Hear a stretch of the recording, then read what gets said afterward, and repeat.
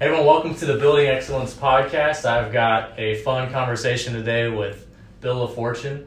So thanks for being here, Bill. It's great to be here. Man. Also, for those that don't know, you're actually my uncle. So I am. That's a little... You're actually my nephew. Yeah, a little side note there. Yes, so very important one. Yeah. And you're a great nephew. Well, thank you. Well, you're a great uncle too. Thank you. So, appreciate it. If you wouldn't mind, just give us some context of your background growing up. Where did you grow up and what was that kind of like growing up? Grew up here in Tulsa, Oklahoma, and was the fourth of five children.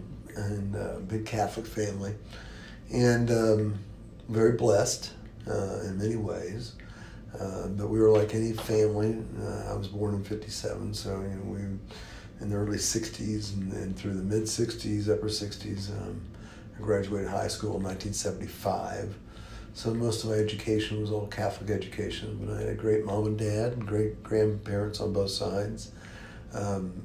Far different sides as far as where they came from.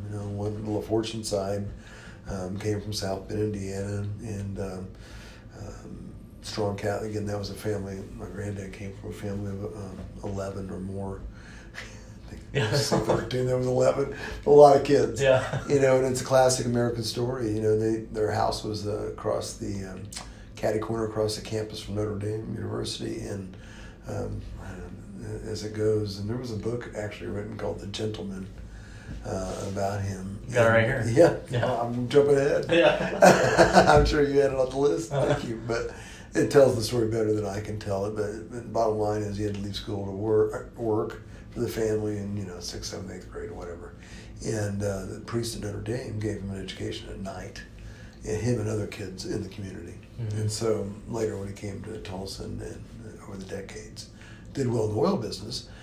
He gave back to those that helped him along the way, and he was a strong Catholic that went along with his Catholic faith. Mm-hmm. So you saw a lot of philanthropy that he had and did and all over Tulsa, as you well know. LaFortune Park in Tulsa, in Midtown Tulsa now, is an 18-hole championship golf course and has a unique par 3 course, which you don't see much.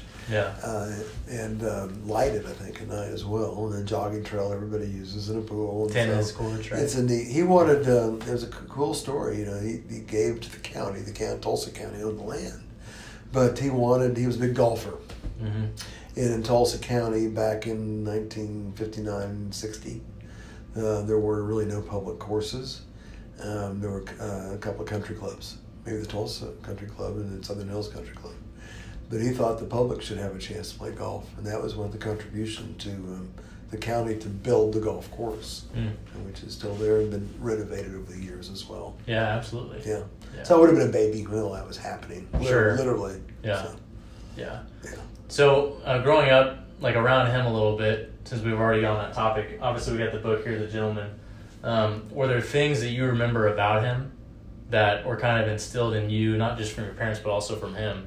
What were those things that you remember being around him, or was it a work ethic, or was it just more so him being a grandpa that really cared about his grandkids? Well, because of the park and other things, the family name was very well known.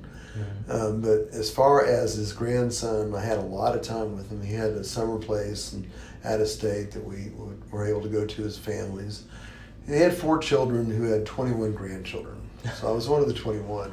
So I was probably very fortunate to have as much time with him as I did. He passed away when I was about 18. Okay. And I had many, many summers with him and all sorts of holidays with him and time with him.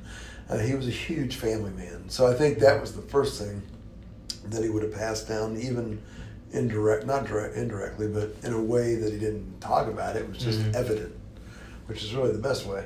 Yeah. Like playing the game, he was really truly a family man, and family came first, and in faith. So I remember when I ran for mayor, what were your priorities? Well, faith, family, and Tulsa. Mm-hmm. And it's the same thing for people like him. It was faith, definitely his Catholic faith. And then his family was just a very close second. God and his faith, and then very close second was his family. Yeah. And he took care of them when he was able to take care of them. And so family, faith, family, and work ethic. And also a very important factor, I think, in anybody's life is how you treat other people. Of course, we all know about the golden rule. Yeah. But we all forget it all the time too. Yeah. And we do. And just let's be honest, we do, because we're human beings. And as human beings, we know from our faith that we will fail from time to time in keeping the rules and doing what we're supposed to do, which they say, number one, is treating others like you want to be treated. And Joe LaFortune, my granddad, was a classic of that. There's a lawyer here in town named Jim Goodwin. He's a very well-known African-American lawyer, and his family's been in Tulsa forever, decades. And they're a very influential black family over the decades. They have been, they still are. They were publishers of the Oklahoma Eagle, which is the, for lack of a better word, the black newspaper has been forever. And African Americans in Tulsa turned to it for a lot of their news and what's really going on in the community. And so I didn't know it, but I met Jim through my legal career because he's a lawyer and he practices law. He still does. He's in his, at least in his 80s now. And but I learned from him over the years that when he was a young man, a young African American in Tulsa, and wanted to go to Notre Dame University, that my granddad got him into Notre Dame University, because by that time my granddad had given to Notre Dame, was on their board, was great friends with Father Hesburgh, who's the famous president of Notre Dame for so many years, and they became friends. But I never knew that my granddad had done that. Well, why had he done that? Well, he did it because Jim was the son of a lady that worked for my granddad, and he took care of the people that worked for him, with him, and had less than maybe he had. Sure. And so it was, I saw that. Yeah. So I'm a little kid, right, running around the house, because we all were able to go to our grandparents' houses and play with the neighborhood kids and stay overnight, all that stuff. So we had blessings on both sides. So that was LaFortune side. Now my mom's side, the David side, that was their last name, was David. That's where my David comes from. So I'm William David LaFortune. Okay. Their last name was David, and their faith was a Methodist faith, but they were Texas Methodists. So they were rural people and great people. Just the salt of the earth people. Just peanut farmers in Texas. And but my granddad had eventually matriculated up to the oil business, and by the time my mom was born, he was up in Kansas, somewhere, Independence or somewhere, and then eventually came on down to Tulsa. And my dad met her, my mother, Rosie Lee David LaFortune, Rosie LaFortune later. My dad was known as Buddy LaFortune. He was a scratch golfer and great guy. But he also emanated that, or not emanated, it's the wrong word, but you could see in him the same virtues, values of treating people from no matter where they came from or what their walk of life was. It didn't matter. And I just learned it from my granddad, my dad, and the other side of the family. They weren't as well known, they weren't as wealthy, but they were hard workers, and they did well, and they were good people, and they were God-fearing, and they used to tell stories on that side of the family. And their little house they lived in is still over there off of Peoria here in Tulsa, which is Brookside, and it's just right down the street from the Brook. Okay. And restaurant, and it used to be a Brook Theater when I was growing up. It was a movie theater. Okay. I saw The Sound of Music. Yeah. So some of your listeners will viewers will see that. But I remember The Sound of Music. When it was out, everybody would go to it. They'd go like 2, 3, 4 times to it, as a family, so it was a big deal. But I remember that. But their little house. Now, we've had, I guess you call it gentrification or whatever you call it, but that whole street, and this as a home builder, this whole street has been redeveloped. All the little houses that were there have been replaced with newer, nicer houses. But that little red brick house, my grandparents still there. Yes, it's still there to this day. It's amazing it is. But they had told stories of the Depression when they were young, and I had a grandmother, David, who had polio as a young woman, and survived it as a young woman when polio was, I guess, a real scourge back in the day in the United States. And so they tell stories about during the Depression, men of all races, stopping at the back door and give them food, give them things that they needed, blankets, whatever. So some interesting stories on both sides of the family. But I think a lot of those values that I have and you strive to have every day, because every day is a challenge. But hopefully you got instilled them, and I think that's huge, to have a legacy of fathers, grandfathers, mothers, grandmothers, aunts, uncles, siblings. Sibling relationships are a whole nother interview, maybe. Yeah. Yeah. But like you said in your stories, there's common themes of giving back, service to other people, treating people the right way, working hard. That's one thing. I got to read this book, and I didn't really know all the context, about him, but he was the guy who came from nothing and moved and went to Tulsa basically on a whim, trying to get in the oil and gas industry, and started working his way up, and obviously grew into a great success, but always kind of seemed to be very much a give back mentality, spirit of serving others. So absolutely, you had some great examples to look up to as you grew up. Talk about, obviously, I know we're probably going to get to it, but Cash Hall was really big for you, right? Sure. And that's one of the ways that he gave back is through Cash as well. Absolutely. A good point. I graduated Cash in 1975. It was still all boys at the time. And our graduating class was around 40 guys. And to this day, 3 or 4 of those guys, not everybody's still alive, unfortunately, but 3 or 4 of those guys are still my very best friends in the world. And they even actually go back maybe a few years to Monte Casino and Marquette, too, a couple of them. But Cassia was a wonderful place, and it's a place where you'll have those relationships forever. And that's what makes it, I think, special in terms of you're part of a community that you can go back to. I think Oklahoma State, you've got your connections there, and you go back to the same part of Oklahoma State and that community that and they know you, and it's the same at Cassia. So I think everybody has that spot. For me, it was Cassia, and the education was important. I don't know if Cassia was the academic, as stellar in academics as it is today, which I think it is, and has developed, like many schools have. Back then, there was a little more of a mix of kids, I think, in terms of their academic abilities.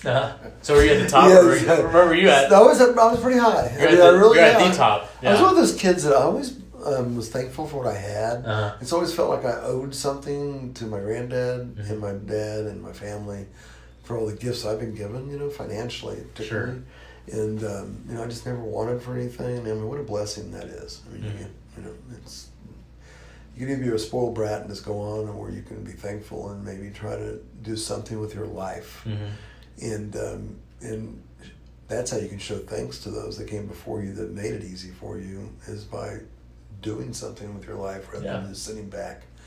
And if you say you have you're clipping coupons, I don't think that's any way to live, personally. Yeah, and no matter what what your background is, it's just doing the best of what you've been given. Absolutely. Right? And what God's given you. Absolutely. I mean that. Yeah, so that's key.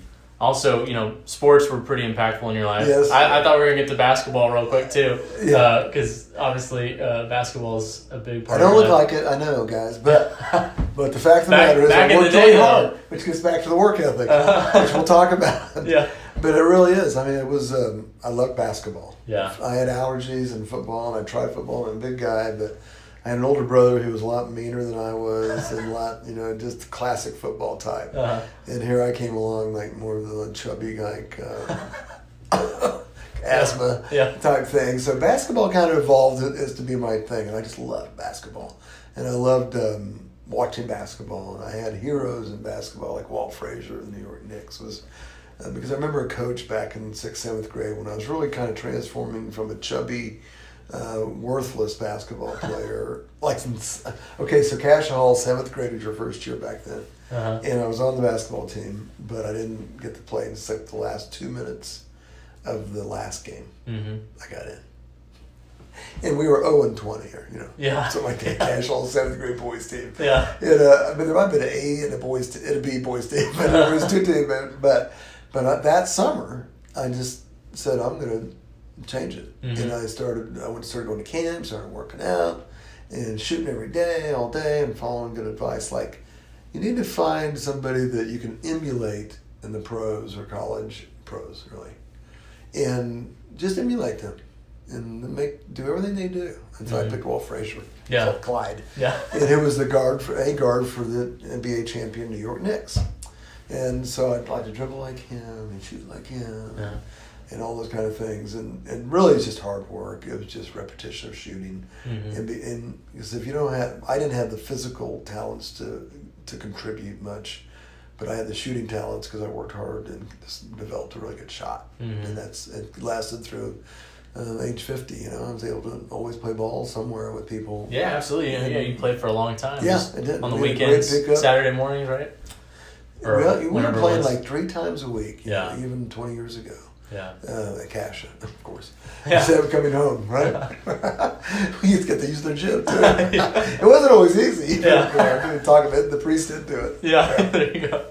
Finding a way. Right? Yes, sign waivers. Yeah. So that's awesome too. But also one thing is, you said your dad was a golfer. Your grandpa was a golfer. Mm-hmm. Was golf ever a part of kind of the upbringing for you? Absolutely. Yeah. I mean, it was.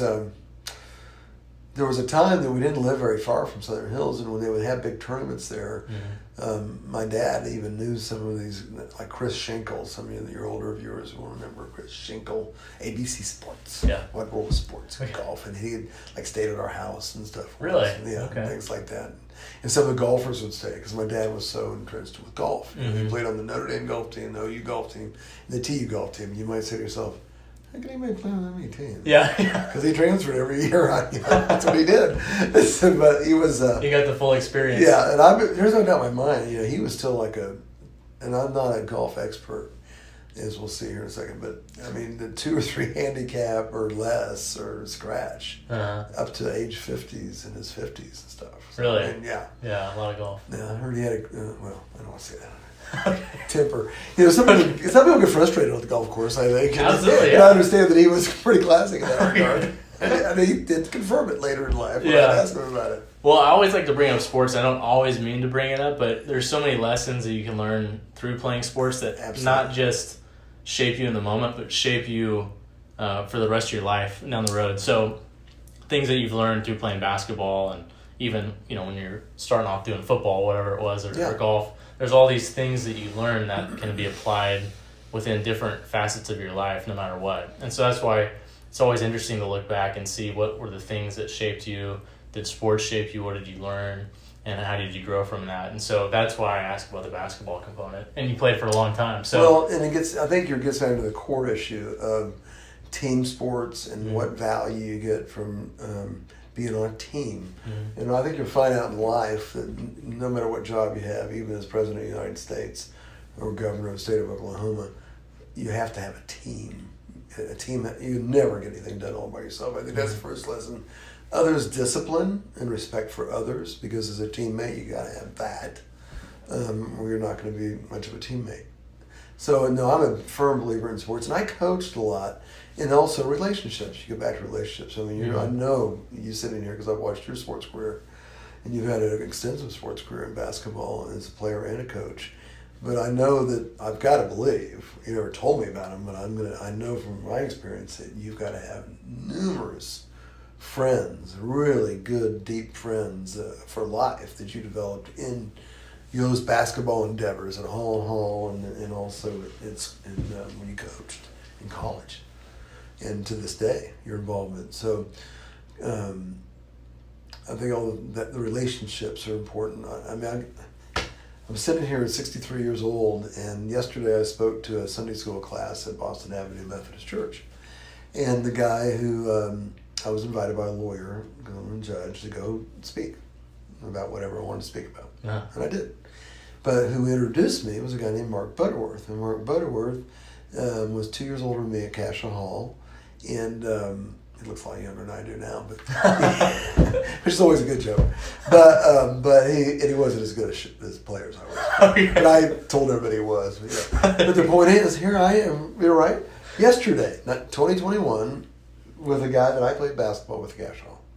And we're laughing just like we are right now Yeah. about that relationship and the fun things we did. Yeah. So yeah, I think sports is fabulous. I think every kid that can find a sport, because I know every kid can't play a sport well, but there's so much variety now. I think there's just lots of different options. And anything that gets you involved with a team, working on a team, it could be some academic kind of competition. I mean, there's a moot court for kids, in high school now. Absolutely, yeah. And a lot of them have that. And if you'll see a lot of those kids are not necessarily athletic. You can just tell they're not athletic kids per se. But they are competing and they're having the same kind of fun. Absolutely. That we had in basketball. Yeah, absolutely. There's so many ways to learn those lessons too. So you go to Cassia, graduate. Did you have an idea of what you wanted to do? Getting out of high school, starting to think about your future. Yeah, I really did. I always was focused on wanting to teach and coach. Teaching coach. High school. Okay. Because I love sports so much. Yeah. This is where I felt the most at home. So, with that in mind, you wound up and you go to Notre Dame. I went to Notre Dame. I went primarily. My granddad always wanted when I was 21 grandkids to go, and I really felt.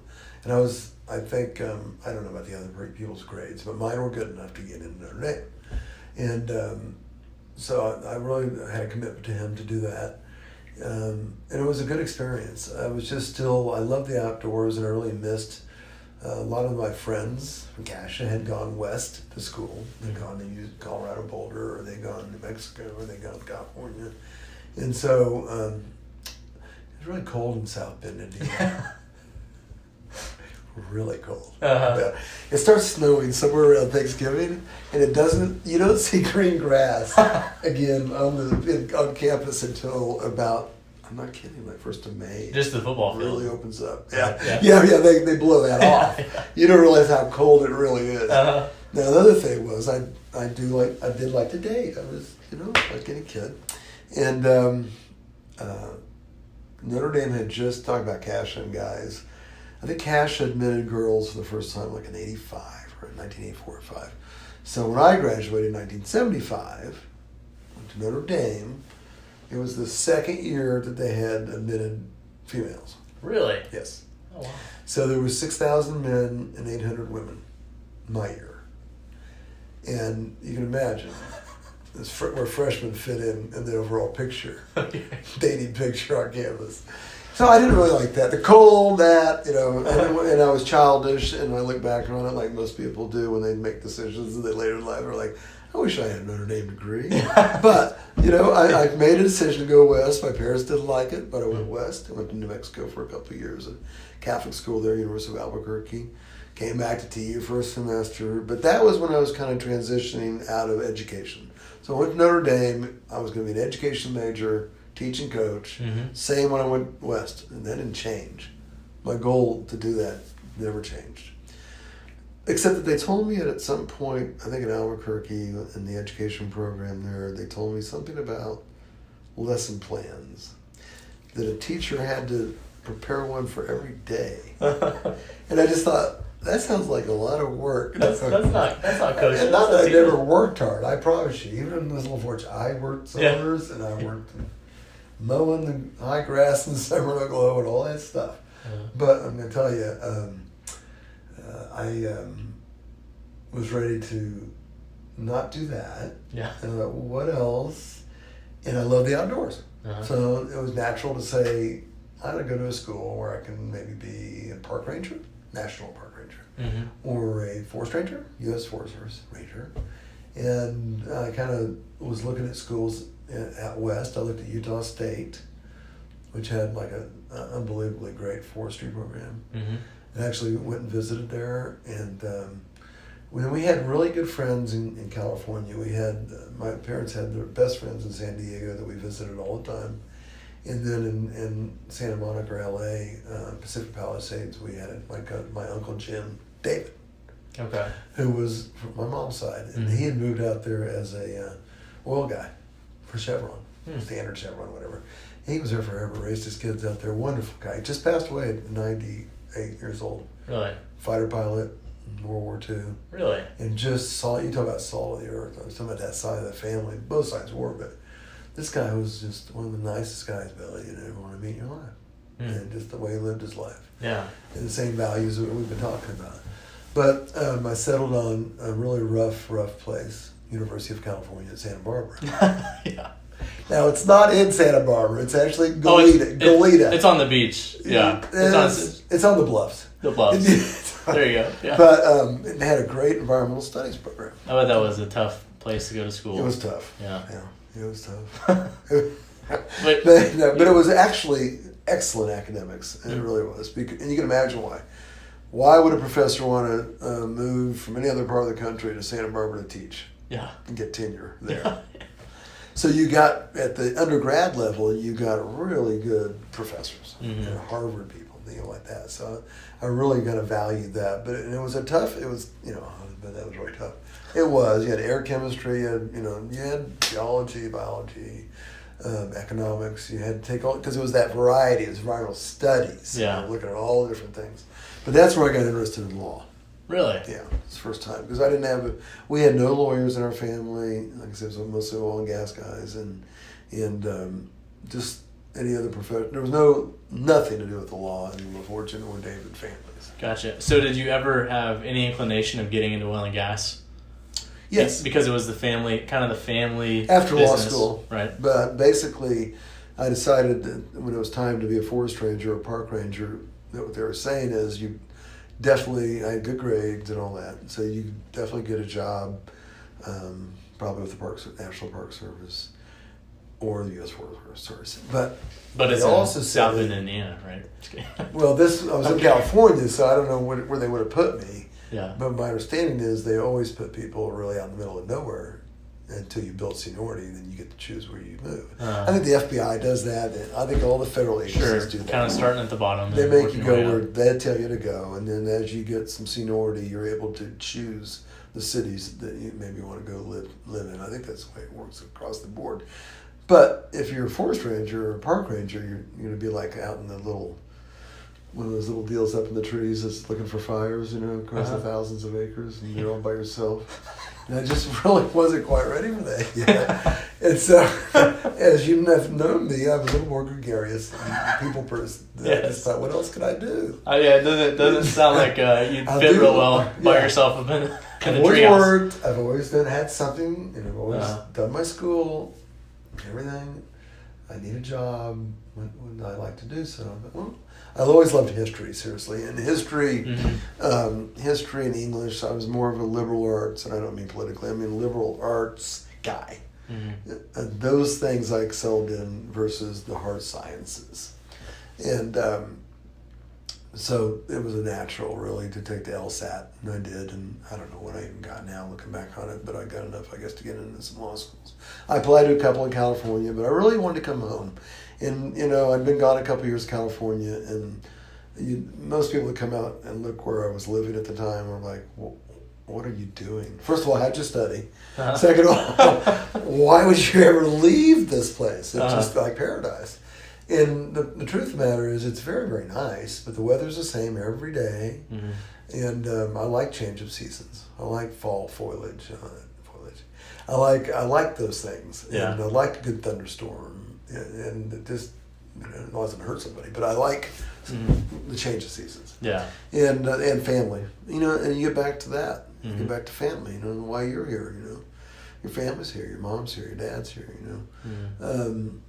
your wife's family is probably here or near here. Close by, yeah. Yeah. So, I mean, it means a lot to come back to that. So I came back to University of Tulsa Law School. And what really got me involved in public service was my third year of law school. Now, of course, I met your aunt in law school, Aunt Kathy. Yeah. So I met her my first year, and she was coming back from Duke, and I was coming from UCSB. And so we were just buddies, the first year, just a group of friends. And I was still pretty California the first year. So she was still pretty East Coast. So we were just friends. But we started dating our second year and got married our third year. But my third year, I got to intern with the DA's office. And that was really my, I was telling people this today, some attorneys this today after hearing that I had, that was really my entree to the courthouse, and where I really learned to love the courthouse, if anybody can love the courthouse. Yeah. I do, and it's kind of like, again, a second home. I mean, my comfort level in the courthouse, of course, I've not ever been a party there. So I have to, there's a disclaimer. Yeah. Right? There's a major disclaimer. Full disclaimer.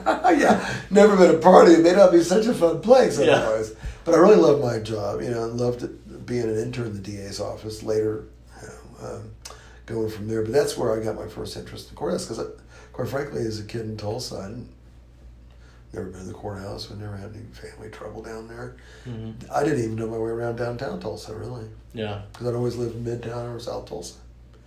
And it took a while to learn the streets of downtown Tulsa. Yeah. A long time. Yeah. Yeah. So did you ever think about a certain type of law that you were going to get in before you started getting with the DA? Well, what happened out at UCSB was there was an environmental law class, as I said. There was a variety of classes, and there was one big environmental law class taught by a real go-getter guy.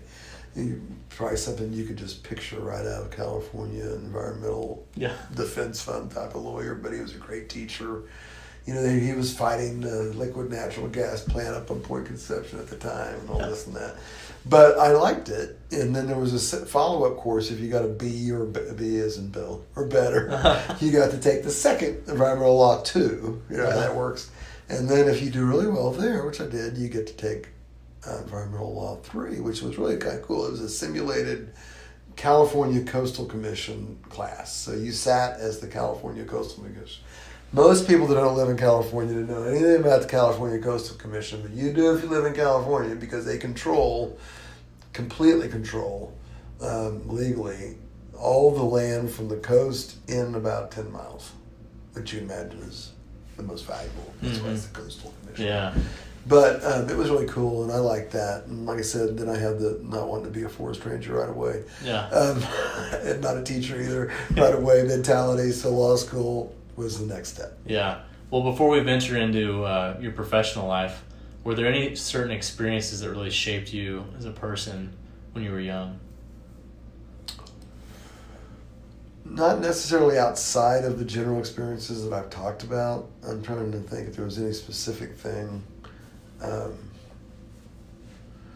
I think more specific things would be just people influences. Mm-hmm. Who influenced you? I think that's really key in life. Mm-hmm. And usually when you're a young person in high school, it's either going to be a teacher or a coach, maybe a pastor or a priest in a Catholic situation. So I would look more at not a specific incident that changed the way I looked at things or what I wanted to do with my life, versus the general philosophy of life I've already talked about giving back and being appreciative for all the gifts I was given compared to 98% of the world, seriously, and taking that seriously. But I had a great basketball coach, Rick Park, who was a former All-American at TU. Still held the consecutive free throw record for the NCAA when he coached me. It was like 48 straight or something. Okay, yeah. It was pretty good. Yeah, that's pretty good. Yeah, and, but he taught me, how to shoot well, and also to be cocky, a little cocky. Yeah. Not too cocky. See, you gotta be a little cocky. You do. You gotta have some confidence. Like that little oomph.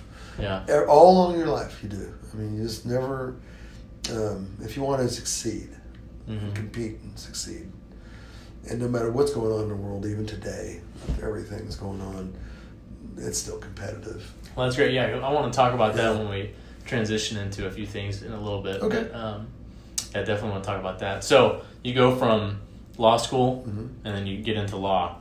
What was that experience like when you go from not just being in the classroom, but actually being in the courtroom, doing the work? Yeah. Was it very fulfilling, or was it something like, I need to maybe see how this works? Law school is a little different than med school and some other schools. It's more of that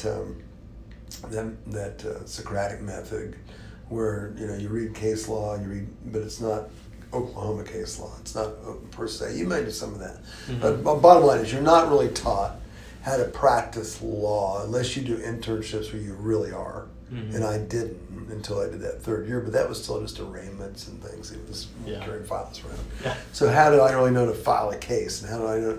Well, first of all, I had 2 years as a contract administrator right out of school with Telex. For those of you that don't know who Telex Computer Products, if you ever see football games now and you see the coach and he has his headphones and it says Telex, that company still exists, and they didn't make just headphones for football coaches. Mm-hmm. They make computers. And so when I'm back in 1983, 4, 5, when I worked for them, they had just gone through with this huge lawsuit called the Telex IBM lawsuit. And it was a massive national lawsuit. And I think they won, actually. But they were booming. And they were here in Tulsa. I was lucky to get a job, blessed to get a job out of there, or at that firm. It went from it's not a firm, that company. Sure. But they were selling computers and maintaining computers, and the contracts were just out the roof. My little department that I got hired into had one lawyer in charge of it. He hired me because he wanted a second lawyer around. The rest were administrative assistants, but it went from 27 people to 75 people in a year and a half. Wow. That's the growth they had there. Later they were taken over by Memorex. But I left, that gets back to the oil issue. I left there after a couple of years, even though I was doing really well, and they were great people, and it was a great company. Anyway, I am glad because they were taken over by Memorex a few years later, and everything went down from there. But not because of Memorex, I don't mean it like that, but it just, your future at Telex wasn't as secure as it would have been. Sure. But I had already gone to my dad's to work with him and my brother-in-law at the time, and he was starting to start a fledgling oil company. But this was like 1986, about 3 years out of school, and the oil business crashed. Like literally the week I'd already given notice at Telex. We'd had our Gunway celebrations, and I mean it was like my first day with my dad and my brother-in-law at his office, and he took us to lunch. I was like, I don't think I can do what I told you I can do. Really, it happened literally right then. So I went and tried to practice law, and you talk about the challenges and some of the things that you told me in preparation for this. That you face is you just have to react and move on. Mm-hmm. You can't, and I can't say I've always been that perfect. I have not been, but I've had so many different good things, bad things. I think that everybody has in life. So it's how you react to the bad things. And when I say bad, I don't mean bad. Some setback in a job, or a job you wanted you didn't get, or a promotion you wanted you didn't get. What do you do next? You just sit back and take it, and just say, well, that's the way it is, and complain and grumble about it. Mm-hmm. I mean, it seems simple, but it really isn't that simple, because it's not that easy to do. To just kind of suck it up, and now, what do I need to do next to succeed? Stay where I am? Maybe. You don't know. But you got to be careful in that regard. But that was a setback. I mean, he's telling me I can't really pay you the salary you were making. I was making a good salary for those times. Yeah. At Telex. And for my age, I was only 27 years old. Yeah. And so, basically, after that, I tried to practice law with a friend of mine, and I tried to start a little law firm. But again, if you don't have some mentorship from some older lawyers, you don't start out in a firm where you got all these other lawyers around you, and I hadn't. Mm-hmm. Then you really aren't getting the basics of how to draft a petition or a complaint, file it, how that even works, all that. So it was kind of like floundering a little bit. And so one day I was looking at the Bar Journal. They call them Bar Journal, always come out once a month. At the back it has ads, for job openings or whatever, court reporters, transcripts, legal stuff. And I saw this advertisement for the Attorney General's office for assistant attorneys general is the proper English. And there's a little story behind that too, politically. I'd actually was trying to get into politics, and I'd actually helped his opponent do a fundraiser before the November election, before this ad after the election it came out in the Bar Journal. But I applied.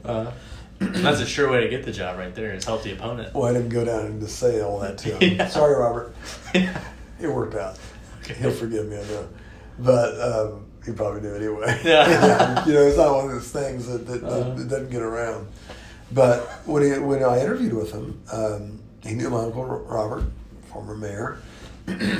Said that he had been on the St. Gregory's in Shawnee. That's where he came from, Shawnee, Oklahoma.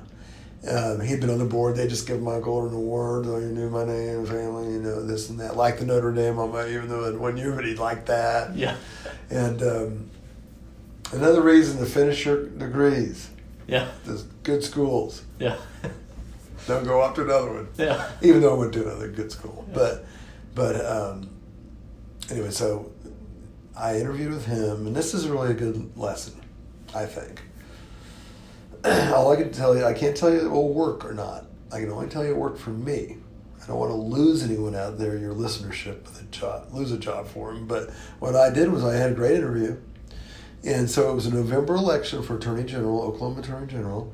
I interviewed with him around Thanksgiving. And so we go from Thanksgiving all through the holidays in December. And I would call them all the time, asking had he made a decision, I'd call, and I almost got to know his assistant, to answer the phone. Mm-hmm. Almost back in those days, it was all landlines, things like that. So this is 1987, and basically, or 86, the end of 86. But finally, one day, he said, "You're hired." She did. He's going to hire you. Yeah. And we're doing it just to get you to stop calling. Yeah. Hey, but that's a great. I've never heard that story, but that's a great lesson in itself on persistence. Absolutely. How many times do we get to see the end result, but we don't get to see the backstory? Yeah. We know you had a life in politics, but they don't get to see the hard work and the countless calls. Right. Maybe even at times felt like they might have been annoying. Absolutely. You did the work to allow yourself to have the opportunity to step through the door. And then obviously... That's what I was saying. I I'm sure it works for everyone, but sure, it does. The bottom line rule of it is not the calling every day and maybe being a pest as much as persistence. Mm-hmm. You just... Whenever... And these little themes of wanting to get the job you want to get in life, these little themes like that are important because you're always looking to...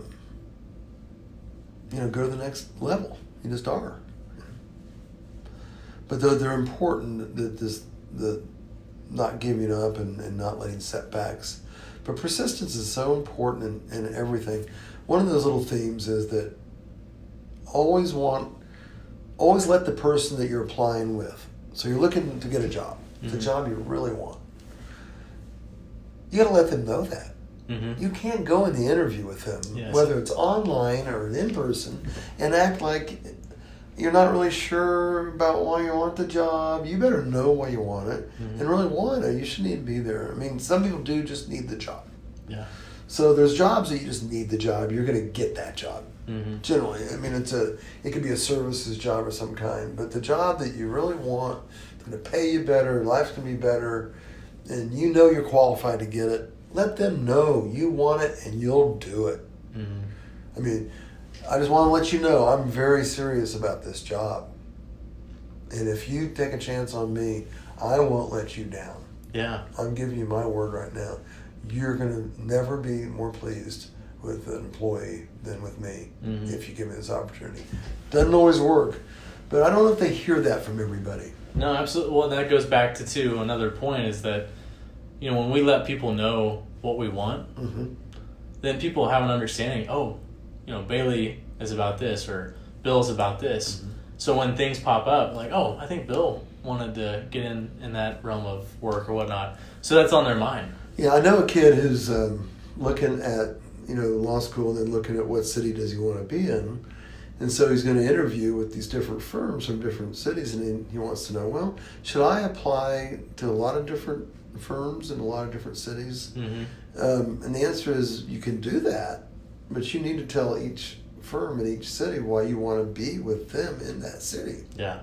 And that makes it much harder. Yeah. Then you start narrowing it down. Okay, and then maybe it's just, I want to be in Dallas, so I'm just going to interview with firms in Dallas or Chicago or whatever city it is you want to be in. Mm-hmm. Yeah. So that's a great lesson in itself. You got to let people know what you want. You got to know why you want it. Absolutely. And then you just got to go get it. So, absolutely. Right? That's right. And never, and if you don't get it that time, you go for the same job if it comes open again. Especially, sometimes they'll tell you. They mean it. You know, if we have another opening, some don't. Yeah. But some do. And so you can tell usually. You just have to be a little discerning if they're serious with you or not. Yeah, you might like this, and I've maybe mentioned this before, but you've heard of Bob Goff at all? Or know of Bob Goff? Yeah. Love does? Yes. He has a story about when he was trying to get into Pepperdine Law School. It's funny, you guys have kind of a similar, goals in terms of he wanted to go be in the U.S. Forestry Service. Really? Park ranger. So he went up to, I can't remember, I have to re-look at the book, but he went up to Cal, I don't know, one of those California schools up in the mountains. I can't remember what the school's called. So I'll remember it once we're done. Yeah. So, but anyway, he wound up deciding to get out of that. He went to Pepperdine, didn't have really any credentials, and he sat like every day for I don't know how many days straight in front of the law office and asked for the law professor, "Will you let me in yet? Will you let me in? Will you let me in?" And he wound up getting in. Yeah. He became a prominent lawyer on the West Coast. And is that right? Had a great career. Yeah, I'm going to have to give you... Yeah. That is really... but it's just being persistent. Absolutely. Being persistent, and no matter if it's something that you really want, you got to go get it. If the door is shut, crawl through the window, open it up, figure out a way to get through, or just find a way to make that happen. Well, it gets back to even my granddad again. I think when he first got to Tulsa, he'd heard... there's some oil and gas down there. You might be able to, a young man might be able to make it down there. Yeah. Back in you're talking 1919, and but when he got here, the story maybe in the book and what I heard was that he would, Tulsa probably didn't have that many high-rise buildings, but whatever ones they had, he would go at the top and knock on each door of each floor for a job. Yeah. He'd just work his way down the building. Absolutely. Until he got one. Yeah, and he wasn't someone that had tons of credentials at the time. He didn't have any. People don't understand, LaFortune, they think, this and that, but the fact of the matter is he didn't know anyone, he didn't have any money of any kind, didn't know anyone, had a brand new wife, and nothing else. So it can be done. But it can be done in today's America. Yeah. He was willing to work. It takes, and then also that gregarious, outgoing nature that's true, that's sincere. Not a fake. Yeah, absolutely. We've all seen the fake outgoing natures of people, and I'm not criticizing those kind of people, but it doesn't take much to figure it out pretty quick. And people, they can discern pretty quickly if you're the real thing, if you're really truly a good, nice person. Yeah. A person that really cares about them, which kind of gets into one of the real keys to life is letting other people talk about themselves. I know you've heard that, but that's a real key in marketing or sales or anything where you want to become friends with others. And it is an amazing thing. Yeah. Now, you shouldn't do it if you're not sincere. Absolutely, yeah. You should always be sincere and really listen. Don't just say it to get ahead of the relationship or something.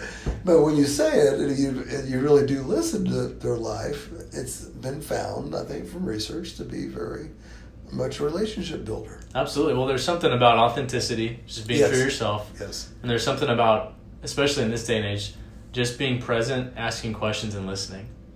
It's huge. It makes a big difference. Because everybody's a talker these days. Sure, I'm one of the worst. I'm a talker too. We're all talkers, especially on things we like. It really is. It's so hard sometimes. You need to be calm and listen to others. Yeah, that's a great lesson. You will learn things too. It's kind of like it gets back to God's plan for your life, which I'm a big believer in. Because think about it. We all know so many different people that have so many different talents, and they have great talents in a certain area, like me with words and things, versus me with a car. I mean, I can't even change a tire. But there's guys that can change a tire and fix an engine in 30 minutes, but they can't understand maybe. But you don't want to stand up and speak in front of thousands of people, right? No, right, exactly. So we're all gifted with different abilities and talents and skills, and so when we can align ourselves with those things in our work, in our relationships, it makes the world a better place because we're living in our best self. Yes. And it's a much better place for us to be living in. So it's critical to be able to understand that. Build excellence. I know that. Yes, absolutely. Your theme. Yeah. And there really is. I mean, you want to build excellence in your life. You treat people. The golden rules, number one, because there's nothing bad that can come from that. Treating others the way you want to be treated. It's all, even when they don't treat you the way you want to be treated. That's really the test. Yeah. It really is. It's a tough test as a human being, you Yeah. know. But I think you realize how valuable it is to not lash back out at somebody it doesn't mean you don't stand up for yourself. Mm-hmm. I think that's important. And I've learned that as life's gone on. And you just don't, you don't need to be aggressive, but you also can't let people, especially when you get in public life and things, people are going to say things about you that aren't true. And so you just have to understand that. Mm-hmm. People aren't going to like you. They don't even know you. Yeah. It's just, but it's the way it is. And so once you can understand that it's nothing you can't control it. It's the old saying, what can I control? What can I not control? Mm-hmm. And give me the wisdom or whatever it is to know the difference. Because there are things you cannot control in your life. And but there are things you can control. You control what you eat. You control what you drink. You control when you get up. You control when you go to bed. You control what you watch on TV. What you think. Right. And that all bleeds into what you think. Yeah. And really what you think is critical mm-hmm. in your own mind in terms of all the things we've talked about. You just have to realize that what you take in, whether it's from television, music, whatever, other people, and the type of people you're around, it's going to become part of you. Yeah, absolutely. So be around winners. I mean, that's a big part of life. I'm sorry, it is. And what's that? There's so many old sayings that go with things like that. You know, by the company you keep. Yeah. Right? Remember that one? And, there's other ones that are just they came with my generation more, but there's some truth to it too. Oh, absolutely. Not absolute truth. I mean, you could have friends that might be on the wayward track. Sure, but it's not gonna get you on the wayward track, and you can help them. Yeah. Maybe you could be there to help them. Well, there's like the quote, show me your friends and I'll show you your future. Yeah. That's kind of. I think that's particularly true for young people. Mm-hmm. I really do. But I think maybe all ages. I mean, because everybody, no matter how old they are, young they are, they have a future. Mm-hmm. And most of them want the future to be a good future. Yes. I don't know many people that don't. An excellent future. Yes. Yes. So, I think the things we've been talking about are all parts of just little simple pieces that don't cost you any money. Well, and going back to what you're talking about, the golden rule, treating people the right way and treating people how you'd like to be treated, mm-hmm. That plays effect. Let's just, the situation that happened to you where you jump into a new opportunity and all of a sudden it doesn't go the way you planned. Well, because you treated people the right way throughout law school or just your entire life, opportunities came about because, Bill, he's looking for a job. He's a good guy. He treats people the right way. He's a good candidate for the job. Bailey, you just hit that right on the head, and I can tell you that's true. That is a very true statement in terms of I've heard that. Mm-hmm. I hear it to this day. I heard this lawyer today told me something that David Moss, who was the district attorney here in Tulsa for 14 years, and it was the one that gave me my job, my third year law school. He was he was a deacon in his church, a Baptist deacon, very strong in his faith, in his marriage, and his family, and his ethics and his morals, just unbelievably so. But somebody, this lawyer today, said, I remember, Dave Moss, because he passed away back, and that's how I became DA. Unfortunately, he passed away of a sudden heart attack back in 1998. No, 95. Sorry, 95. And so it was a real tragedy, but he was so well respected. He's one of those guys that even today, so he was a young man. He was only like 40 when he passed. Mm. He was working in his garden and had his sudden heart attack on Thanksgiving Sunday, after Thanksgiving. Mm. And I was a special judge at the time and enjoying it. And I would probably never, that's how this conversation came up. I never left the bench. Yeah. Because I love being a judge. But that opportunity, the stars were all kind of aligned for me to make a run for it after we paid all the due respect. And that was what happened. Some of the guys didn't pay due respect. They wanted that job. And the governor did not appreciate it as I understood it later. He respected the people that respected David and his death before they started jumping in all the, want the job. Want the job. And bugging him and have people bugging him for the job. So, but this guy this morning said, actually this afternoon, said that I was at this deal, and I remember David Mullen saying, there was only one person in this room that I think could do the job that I've been doing, and that's that guy over there pointing to me. Well, I hadn't remembered that. Yeah. I don't know if this guy remembered it correctly or not, but it is what he said, and I thought, that's pretty neat, That's pretty very neat, especially coming from somebody like him. Mm-hmm. Always consider another old saying. We're doing a lot of old sayings today. Yeah. Consider the source. Consider the source. David was a good source. There you go. Yeah, I think so. Yeah. So you wound up becoming a DA. How old were you when all that I transpired? was pretty young when back going through getting these jobs that I was so blessed to get. So I was a special judge. I worked at the AG's office and in the DA's office as an assistant DA from 87 all the way to 93, and then I got appointed as a special judge in 93. And I did criminal cases for a year, and divorce cases for a year, and juvenile cases, and then that DA opening came up. And so I was blessed again to get the appointment from Governor Frank Keating at the time, and became the DA. And so I was 33 when I became a judge, and I was 35 when I became DA. Yeah, so really pretty young. Mm-hmm. Yeah, very young. I thought. Yeah. I thought, man, I'm pretty young with these jobs. Yeah. But no, there were challenges. There were always challenges. There Yes. was unique challenges, particularly in the DA's job. When I took it over, there was some legal reversals of cases, reversals of cases, like a lot of them, like 90 murder cases and child abuse cases and rape cases that had just all gotten reversed right before I came on and right before David passed, and that were all based on a judge giving a jury instruction of presumed not guilty versus presumed innocent. And he was told by the appellate court over the years to stop doing it, and he would never stop doing it. And finally one day guess what? Yeah. We're going to reverse all these cases. So I inherited that. And then again, we're talking about challenges. That the DA's job is, I think most people listening or watching can imagine, is not an easy job anyway. So you file like 14,000 new cases a year in Tulsa County, felony cases.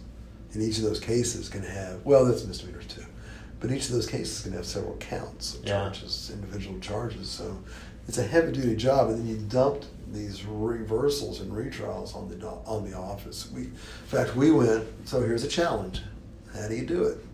You got to be you want to be a leader, you want to be a problem solver. Leaders are problem solvers. Mm-hmm.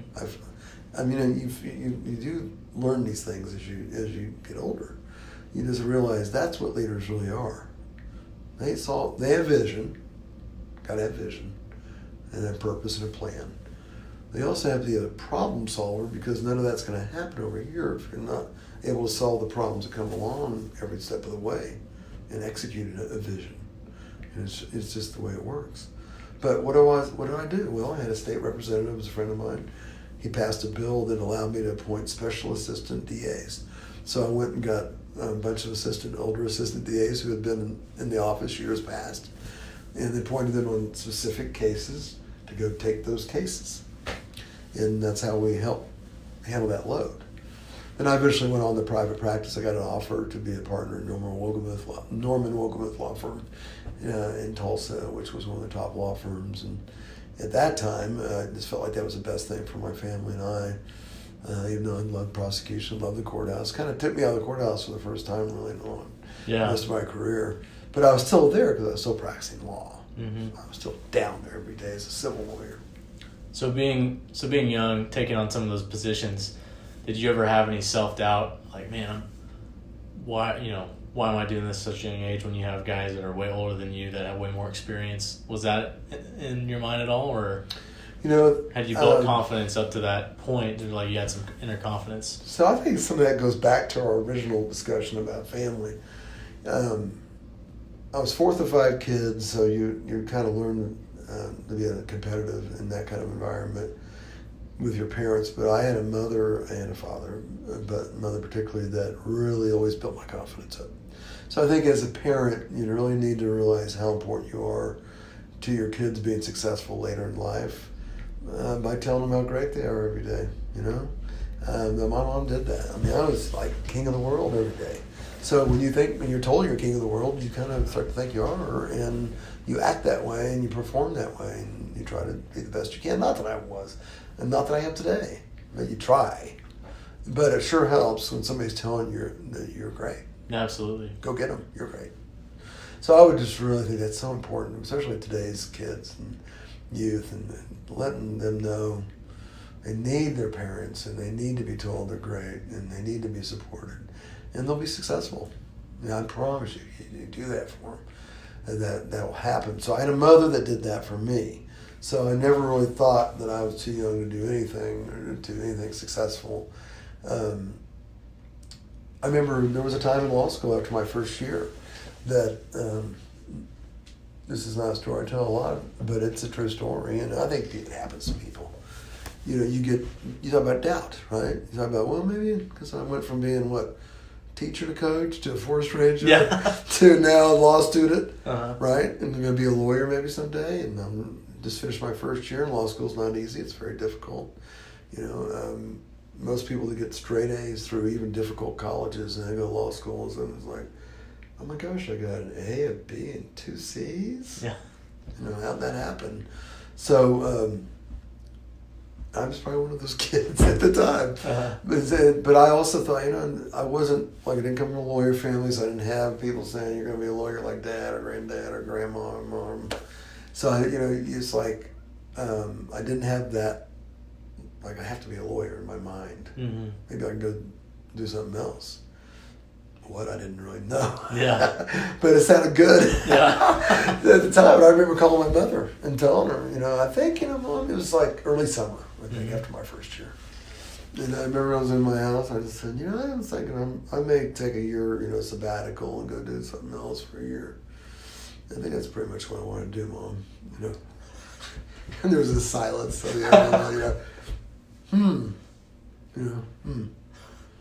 I don't know, Bill. I don't know if I'd do that. If you do that, a lot of people don't really ever go back to school. Yeah. I think you ought to stay where you are. Landlines.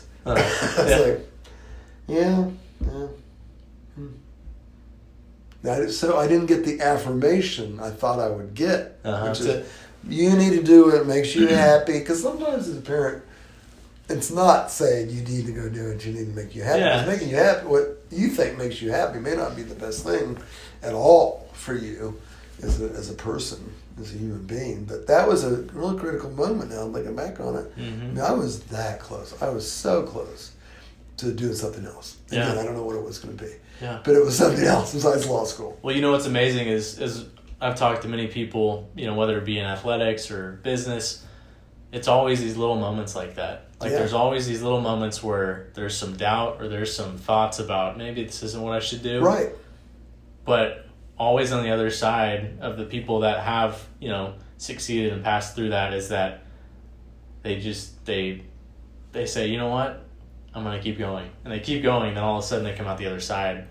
But that little moment could have flipped and turned them absolutely in a whole different direction. Yeah, who knows? Not saying that would have been bad. No. But it's pressing through those times that you have self-doubt or challenge, and you push into, okay, you know what? I can do this. I'm gonna go do it. I'm gonna figure it out. I'm gonna make it happen.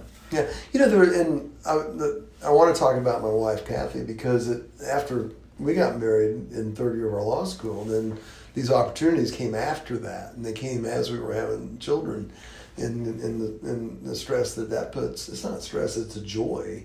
But who's taking care of this little baby today? Come on. There's the responsibilities that come with it, with the joy. And so I was commuting back and forth as an assistant attorney general. When you're going to that. So, but again, having that mother or your wife or your significant other, doesn't have to be a wife or husband. Whoever loves you, it could be a sibling and supports you, but whoever will really tell you the truth. That's really a key. My mom was telling me the truth. It's not a good idea to leave law school after your first year. You've gotten through the worst part of it, stick with it. And so my wife did the same thing for me as we went through she was a lawyer too and practicing law. And having the first little girl and then another little girl, I was still commuting. But as opportunities came up, you know, she would be the first cheerleader to say, go for it. So I think that's important. Again, it's who you're surrounding yourself with. Mm-hmm. You're surrounded with negative people that are kind of don't have a lot of hope in their life, or if they do, you don't really hear about it much. All you hear is all this. It's a little downer. Yeah, right. Yeah. Every downer. But she was a huge part, because I remember like the night that we found out David Moss had passed away. You know, we were all really sad, but there's, like I said, some of these people already calling, you know, people like, you know. Yeah. And it was too early. Like his funeral wasn't until late that week later, which was one of the biggest funerals I'd ever seen in Tulsa County. Mm. I'd never seen more people at a funeral. It was really amazing. But we said a lot about him. Very interesting. But, you know, Kathy was the first one. We were sitting around the kitchen table, the old kitchen table, where all of the good things happen, right? Yeah. Around the kitchen table.